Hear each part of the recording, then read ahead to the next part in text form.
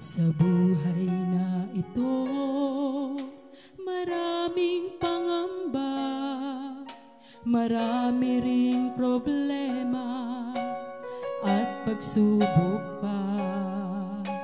Ika'y manghihina, ika'y madarapa, kamay ng Diyos ay bubuhatin ka. Akala ko noon wala nang pag-asa, pero pinili ka dahil mahal ka niya. Susunod ka lang sa bawat nais niya, kahit mahirap ay kayang-kaya niya.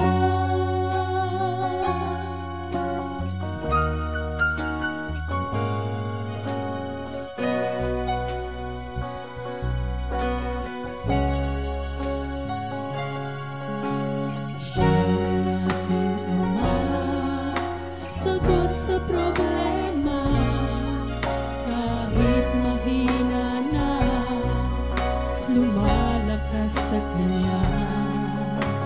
Magtiwala ka, dahil nariyan lang siya. Di Kanya iiwan, dahil mahal ka niya. Akala ko noon wala nang pag-asa, pero pinili ka dahil mahal ka niya. Susunod ka lang sa bawat nais niya, kahit mahirap ay kayang-kaya niya. Akala ko noon wala nang pag-asa, pero pinili ka dahil mahal ka niya. Susunod ka lang sa bawat nais niya, kahit mahirap ay kayang-kaya niya. Susunod ka lang sa bawat nais niya, kahit mahirap ay kayang-kaya niya. Kahit mahirap ay kayang-kaya niya. Kahit mahirap ay kayang-kaya niya.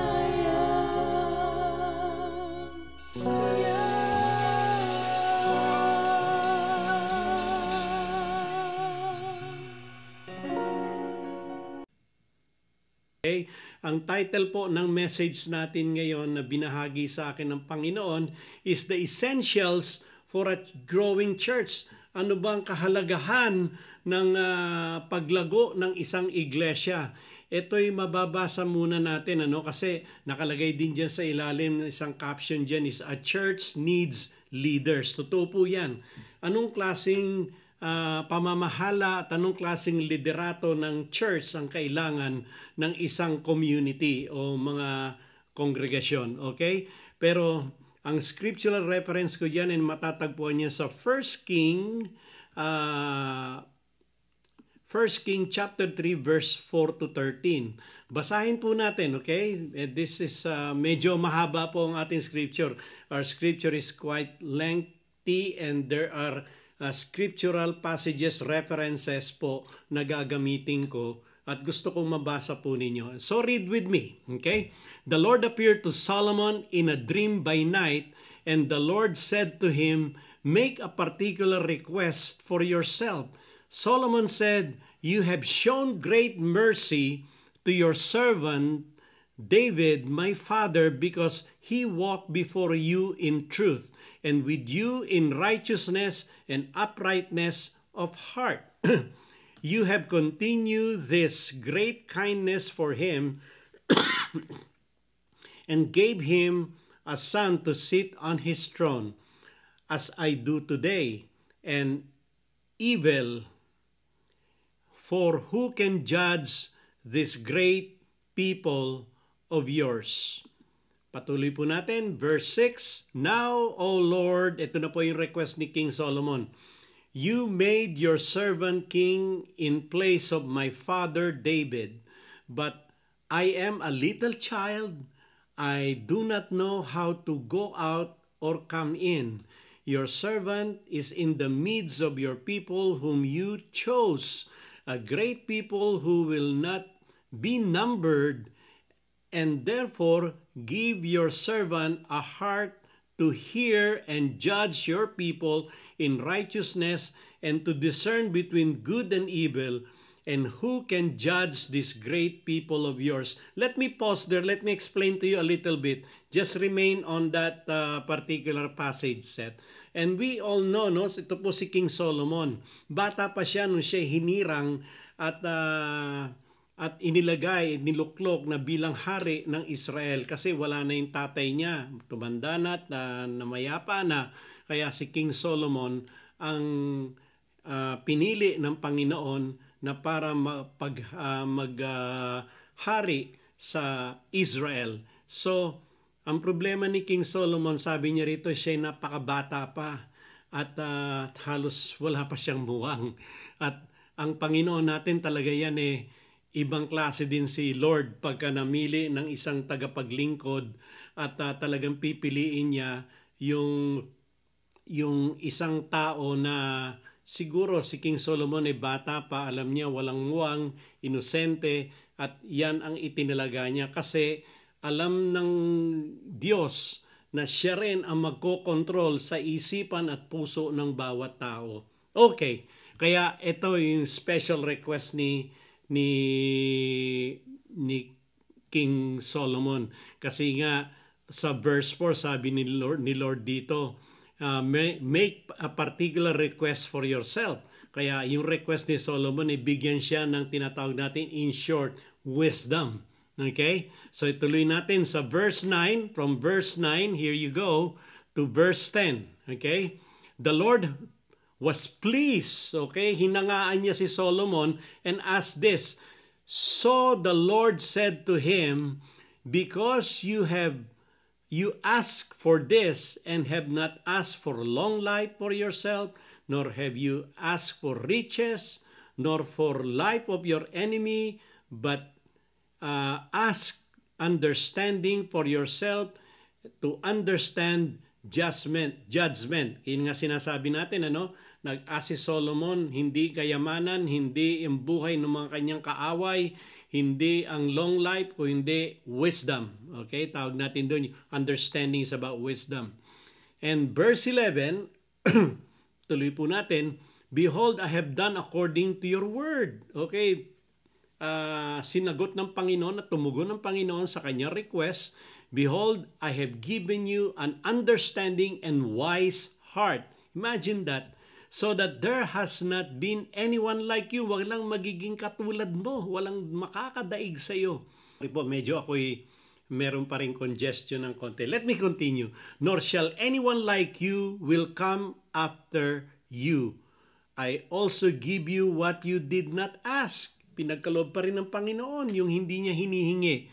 Yung kayamanan at karangalan, riches and honor. So there has been no man like you among kings. If you walk in my ways, pakinggan nyo to, no? It's a verse 13, mahalaga to. If you walk in my ways and keep my statutes and commandment as your father David did, then I will multiply your days. May the Lord bless your heart as we read this word. Ito po yung ibang passages natin found in Proverbs 24, verse 3 and 4. Okay? In Proverbs, verse 24, verse 3 and 4, since Solomon asked for wisdom, here's what wisdom is about. The wisdom is about a house is built. Sabi rito, no? By wisdom, a house is built. Kasi hiningi ni King Solomon yan. And by understanding, it is established. By knowledge, the rooms are filled with all precious and pleasant riches. Yan po ang hiningi ni Solomon, kaya nagkaroon siya ng understanding, and he was established as a king, and nagkaroon siya ng knowledge, kaya ang knowledge niya ay abot-abot sa karangyaan ng mga bagay na hindi man lang niya na-imagine. Okay? Precious and pleasant riches, lalo ang kanyang character, kanyang personality talagang na ginawa ng Panginoon na para siya maging isang honorable person. Okay, in Matthew 16:18, ito mahalaga po to, no? When Jesus built the church or his kingdom here on earth, which is the church. And I also say to you, Jesus said, that you, Peter, and on this rock I will build my church, and the gates of Hades shall not prevail against it. Mantakin mo yon. Who is the builder of the church? It's the Lord Jesus Christ Himself.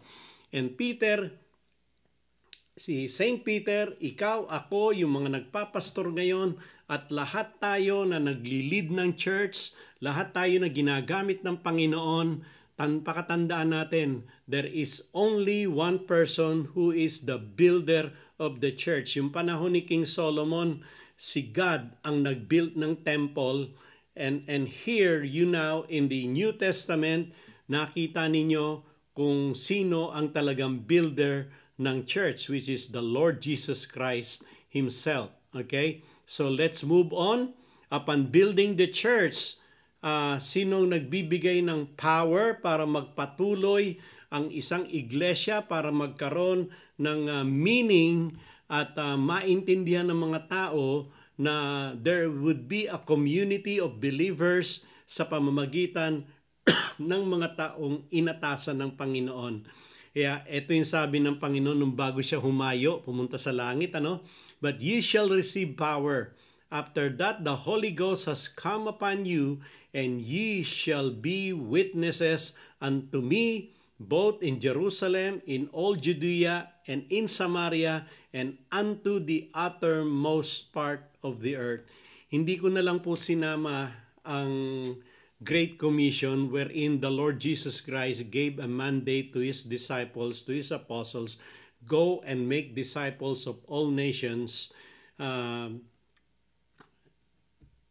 Ang pagkakasabi ng ating Panginoon doon ay isang mandate na go and make disciples of all nations, baptizing them in the name of the Father and of the Son and of the Holy Spirit, and teaching them all the commandments I have taught you. And sabi ni Jesus, I will be with you until the end of the age.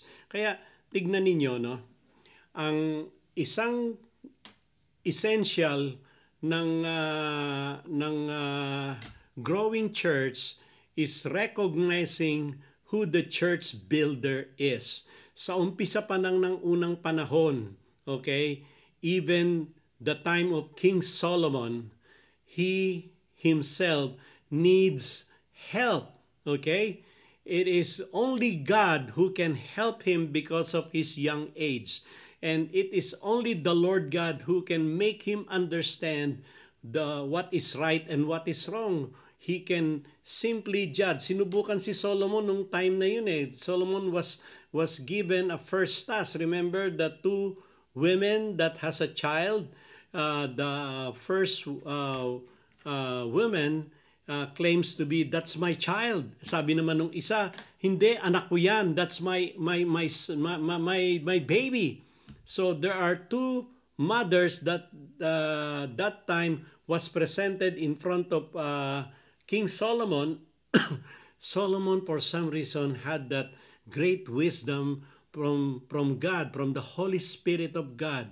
Okay, go give a command that divide that baby. The other half will go to the other mother, and the other half will go to this mother. So the real mother reacted right away. No, don't touch the kid or cut the baby in half. I'd rather have the baby live. It's okay with me for you to give the baby to the other mom, because the other mom is willing. The baby get cut and the other half they divide the flesh among themselves. But the other one reacted and called Solomon right away, called for judgment. Okay, I know who the real mother is. This woman who does not want the baby cut, give the baby to her because that's the real mom. And a real mom will never ever have the baby hurt. Okay, so nakita niyo yun, ano? Napakagandang wisdom being guided by the power of God, and the same way tayong lahat na sinabi ng Panginoon, and you will receive power. The power comes not within sa atin, but it comes from the Holy Spirit of grace that will totally guide us and lead us and understand God's purpose and plan sa life natin. So, balik tayo sa tinatawag nating essentials for a church growth. And there is always ang growth ng church ay based din sa need of a leader. Meron mga leader na talagang kailangan ng isang iglesia. And ano ba ang mga qualities of a strong leader? So let's start. And the first one, of course, a leader should be effective in his leadership and also his structure.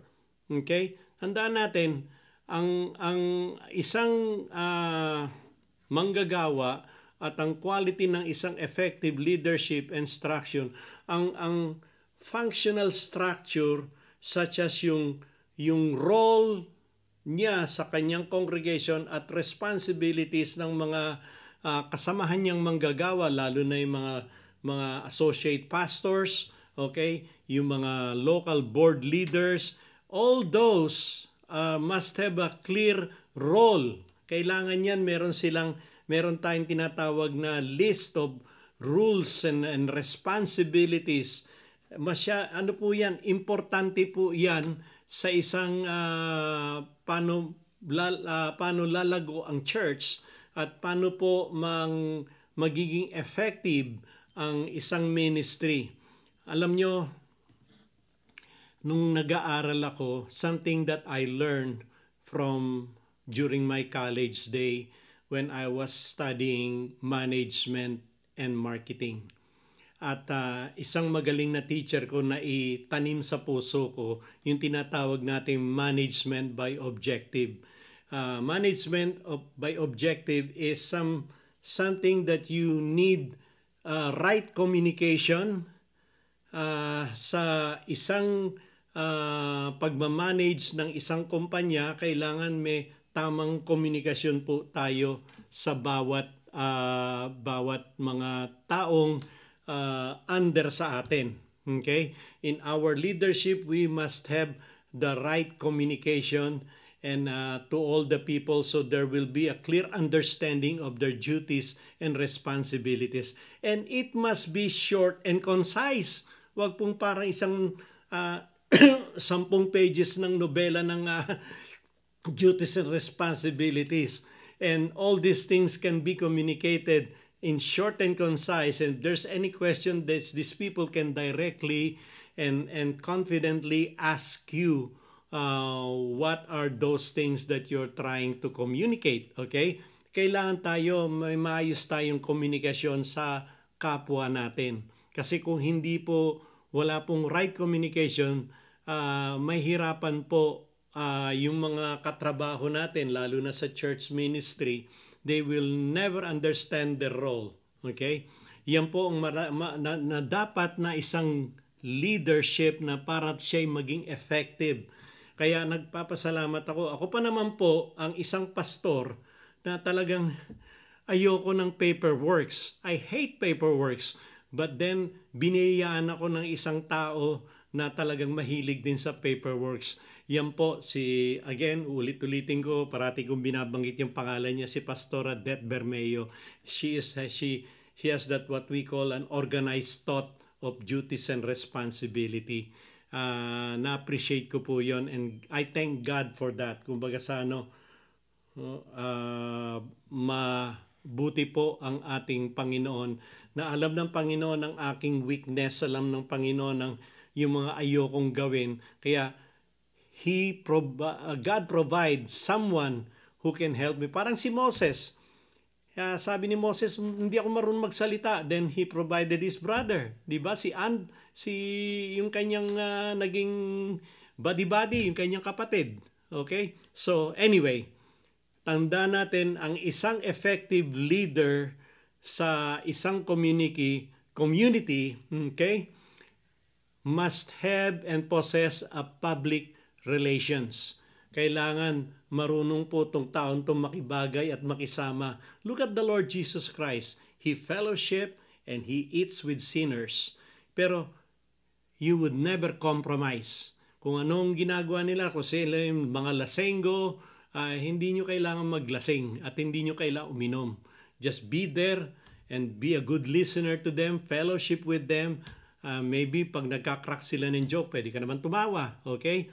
But doesn't mean that you're accepting even their green jokes, okay?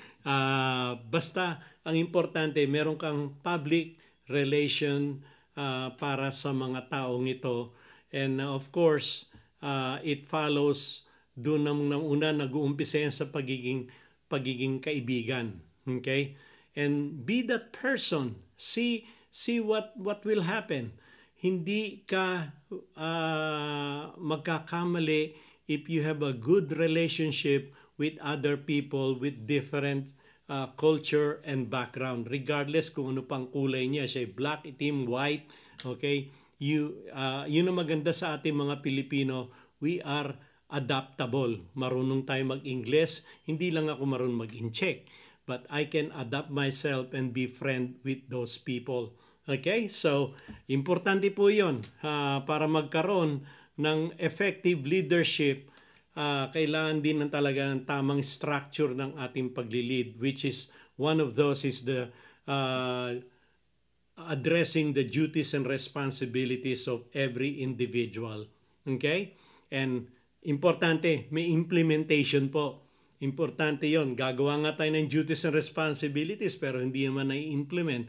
Pag may inumpisang kang bagay, tatapusin mo. Okay? Yan ang implementation that you need to complete the task that you have started. Okay, let's continue. The first word is, sabi ko, effective leadership. The second word is empowered leadership. Okay? Empowered, ibig sabihin nito katulad ng sinabi ni Jesus sa kanyang mga disciples sa Acts 1:8, and you will receive power. Which means you must experience that inner power within you, which comes from the Holy Spirit of grace, ang God mismo. Okay? Hindi pwedeng sarili mong power. Hindi pwedeng power trip ka lang. Iba yun. Okay? Walang ganun dapat sa isang church leader o isang pagpapastor. Hindi po madali na mag-power trip. Kailangan talagang empowered ka rin ng banal na spiritu. Crucial po to for guiding a church. If a pastor or a leader of a church is empowered by the Holy Spirit of God, masesense nyo kagad kasi tama yung direksyon at pinupuntahan niya. Kaya ang importante sa atin is yung power nato na pinagkaloob sa atin ng Panginoon, dapat po ito sineshare natin.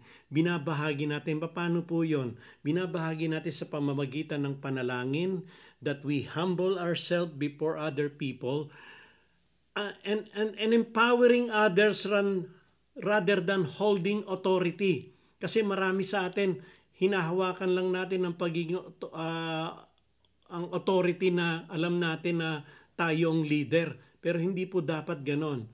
Whoever wants to lead, sabi ng Panginoon, di ba, must be a servant of all. Kaya, mga kaibigan, yun po ang unawain ninyo. Empowering leadership is a person who has a fully surrendered life in Christ. Ulitin ko, no? Ang isang empowered by the Holy Spirit of God, this is a person who fully fully surrendered his life to Christ. And God's kingdom must be experienced and real in his life. Totoo ba ang kingdom of God sa buhay natin? Kaya minsan walang power kasi tinitignan natin ang iglesia, hawak natin. Ako ang nagtataguyod ng yung puro ako, me, myself. Hindi po dapat ganun. It is the power of the Holy Spirit that we fully depend upon His control. Kailangan po yon. At hindi sa pamamagitan ng ating muscle, sa ating kapangyarihan, but we must be empowered by the Holy Spirit. So, pag nangyari yung ating effective leadership, then empowered by leadership, then of course, what's next? We will be equipped. Okay? Nandiyan nagkaroon, nagiging equipped tayo because of different experiences from the Holy Spirit. Bakit nangyayari yon? Kasi dito na tayo nag-uumpisa mag-train ng mga members for ministry. I was given and blessed by other pastors, and I make sure God will use them, not me, okay? God will give them the opportunity. That's why we have Pastor Bipino from India, Pastor Roberto, Spanish, Pastor Jay sa Filipino, and also Pastor James sa Filipino, Pastor Adet Bermeo. Lahat po yan ay binibigyan natin ng pagkakataon. Sineshare ko po sa kanila yung podium or yung pulpit. Okay? They preach at least, not occasionally, on a regular basis. We have schedules. Kaya ito lang ang aking regular na preaching, Taglish. Okay? Kasi itong aking nalalaman ko na binayaan ako ng Panginoon na magsalita ng Taglish. Okay? Tagalog, English. God gave me the opportunity and privilege to teach and preach in Tagalog, English. So the other area, midweek service, you don't hardly see me there. I gave the opportunity to Pastor Adet, Pastor James, Pastor Jay, okay, and sometimes Bipin. Okay, even the 7 last word, I don't occupy all those 7 words. We divide among ourselves. All of us are given the opportunity to share and reflect God's final word on the cross. Okay, so ang final thought ko, tanda natin, to equip someone is for them to train what God had called them to do, okay, especially pastors. And there are people who would love to do administration. Katulad, meron kaming board leaders dito, and I'm blessed with them. Brother Ed Gomez, Brother Victor Lapara, who is not only a Sunday school teacher, but he is also a church building administrator. Yan po, binless ako ng Panginoon. Also the women, they are good stewards, okay? Sister Nelda, Sister Rebecca Mamon, they are very good stewards. But again, I'm praying for someone who can help me to the Nazarene Mission International and also Nazarene Youth International. All those areas are still open, so do pray for me. Do pray for our community that we may be able to have someone who can act as the presidents of the Nazarene Mission International and also the Nazarene Youth International. Alam ko po maraming nagtataas ng kamay dyan sa Pilipinas at ako na lang, pastor, ako na lang. I wish I can give you a one-way ticket sa Victory Liner at pumunta rito. Hindi po ganun kadali. But again, I've been praying. So meanwhile, why I do not have those people yet, I know that one day God will use someone to have a mission heart, and I look forward of meeting Sister of Pastora Christine Musuela, na siya po yung magiging guest speaker natin, and I believe she's elected as the Nazarene Mission International Global. Okay, global. Kaya we were privileged to have her on June 8. Antayin niyo po yun. Magla-live service kami ron. So, she can share her thoughts, not only what she learned from the mission, and this will educate our church as well.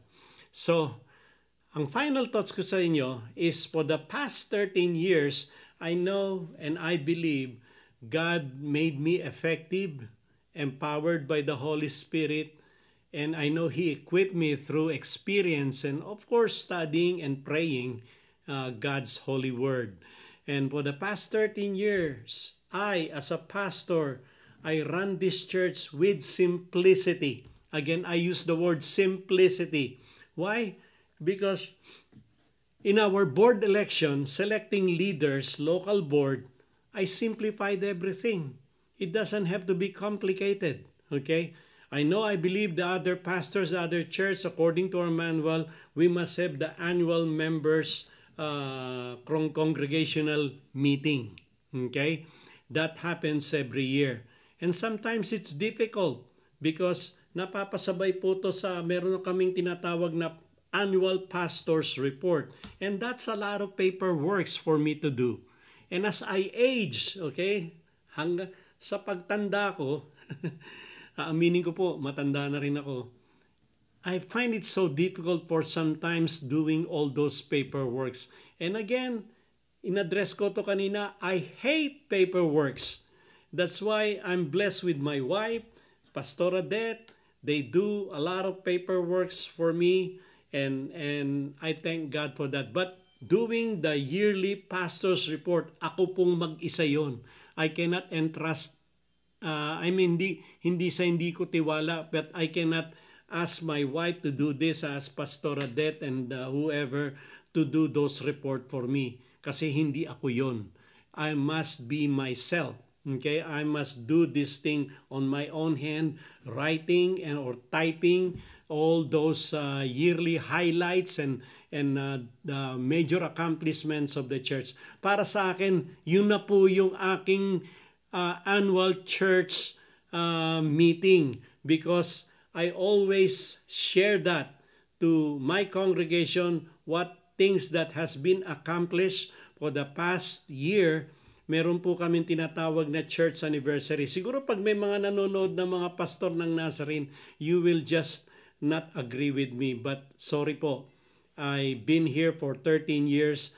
Just like I said, I led this church into simplicity of leadership. Hindi ko po pinahihirapan ang sarili ko at kailangan ma-stress. Kaya nga ang Panginoon natin, He wants us to enjoy our ministry, and God knows my weakness, God knows my strength, and even sa paggawa po ng mga tawag nito ng membership ng church, I simplified everything. Dati po nung bago ko sa Nazarene, dumaan po ako sa associate membership. Akalain mo yun, may observation pa, 3 months kailangan regular ka umattend ng iglesia. And after 3 months, you will be an associate member. And after 6 months, you will be a full member. And maganda naman, actually. It is good. It's a good picture. But what happened? Meron pa rin church crisis na nangyayari nung panahon na yon. Nagkakaroon pa rin ng conflict. So, for me, in my personal experience, just lead your church with simplicity. Okay? Hindi mo kailangan pahirapan ang sarili mo. At kung anong leading sa ng Panginoon, sabi nga ng Nike, just do it. Okay? And I will be responsible and answerable if there's anything wrong that I did. For what I did, I already done it. Okay? But again, look at Covina Church of the Nazarene, hindi po sa pagmamalaki. We've gone through all this crisis, katulad po ng COVID, 2 years na nakasara ang church, at nawarami pong nawalang membro na dati na-enjoy namin na malaking aking kongregasyon na ang aking attendance every Sunday, nag-average kami ng 80, sometimes umaabot kami ng 100. But since nagka-COVID, bigla pong talagang nawala ang lahat, puro po social media. But then now we slowly recovering. Those members in the past na nawala po, unti-unti po silang nagbabalikan. And I do appreciate like Brother Greg, Sister Karen, Alvin Conferido, at name drop ko yung iba, kahit na minsan ko lang ay nakikita, even Kuya Celso De Jesus, okay? Maraming salamat Kuya Celso, because you are a joy in the heart of everyone. Ting nakikita ko po kayo, you're an encouragement. Anyway, leading the congregation with simplicity, yan po ang advice ko sa mga church leader today, sa mga pastor. Not because I want you to do shortcuts. Hindi po shortcuts yon. See what you can do to simplify everything. Okay? Everything. Hindi po kayo kailangan magpaka-stress kasi ibang pastor sa inyo bata pa. And I've been here for how many years now I'm pastoring. I study as well. Okay? It's not that I'm trying to disobey our manual, but I strongly hold on holiness doctrine. Yan po ang mahalaga sa akin. It is to obey whatever God wants me to do to work out my salvation with fear and trembling. Okay, yan po mahalaga sa isang leader. At ang isa pang pinakamahalaga sa lahat, hawakan niyo po yung scripture sa 1 Thessalonians chapter 5. May the God of peace sanctify you through and through, body, soul, and spirit, so that you will remain blameless until the day of our Lord Jesus Christ. Blameless means you hold the Bible, do what it says, okay? Obey. Alam mo, marami sa atin, isa na ako siguro, I'm not a Bible scholar. I'm not a Bible answer man, but I know what love is. If you have a gift of preaching, teaching, interpretation, of biblical interpretation, but you have not love, ano sabi ng Bible? You are nothing. Thank you for watching this video. Don't forget to click the like button, share this with your friends, or for more videos like this, make sure you subscribe. God bless you.